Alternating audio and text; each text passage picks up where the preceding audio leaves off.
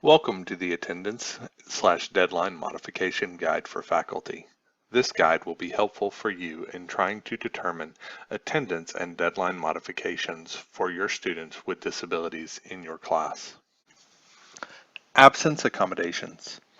With disability-related absences and extension on assignments accommodations, the student is permitted a reasonable amount of flexibility. Reasonable flexibility can be determined by analyzing the course design. These modifications should not compromise the essential design and learning outcomes of the course. During your analysis, we ask that you consider the following questions. The Office of Civil Rights, or OCR, has provided the following guidelines to determine if attendance is an essential part of a class. What does the course description and syllabus say?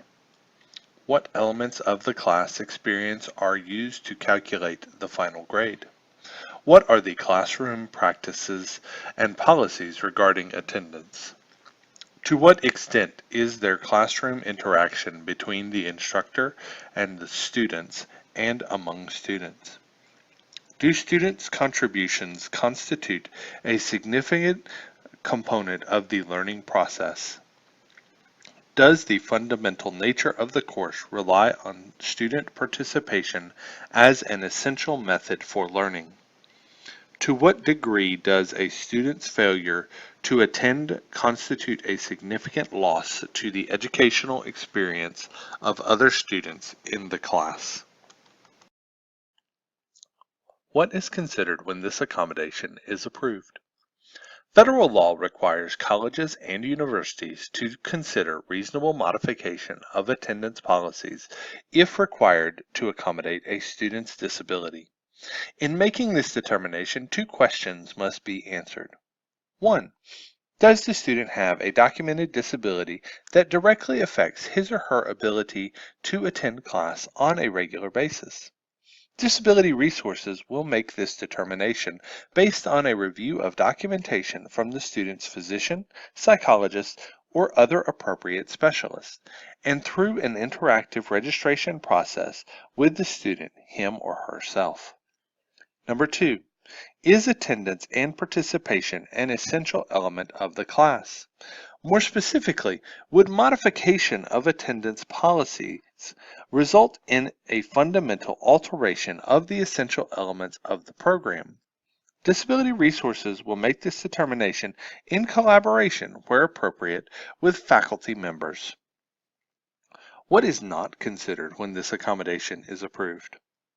Additional factors that DR does not consider when evaluating accommodation requests: whether the student is responsible enough to alert professors of absences, if student will take advantage of accommodation, if student will miss class too often to be successful.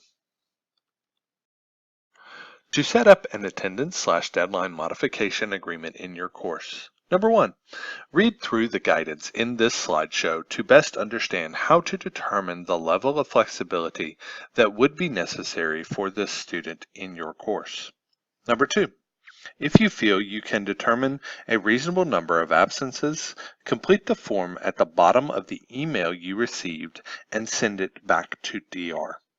Number 3, if you need assistance with determining the number of absences or have other questions, please email disability@samford.edu and we will work with you on the agreement. Number 4, you will receive an email with the finalized agreement. A few things to keep in mind. The need for this accommodation has been documented through disability resources. No additional medical documentation is needed. If your syllabus requires medical documentation for an excused absence, makeup exam, etc., the accommodations letter serves as sufficient documentation. The student is still expected to maintain prompt and regular communications with you as flare-ups occur throughout the semester. Makeup quizzes/exams of equivalent difficulty must be offered to students who experience medical flare-ups. If you have concerns about academic integrity, fairness to other students, or prep work required, DR staff are happy to consult with you on how to best set up this accommodation while addressing these issues.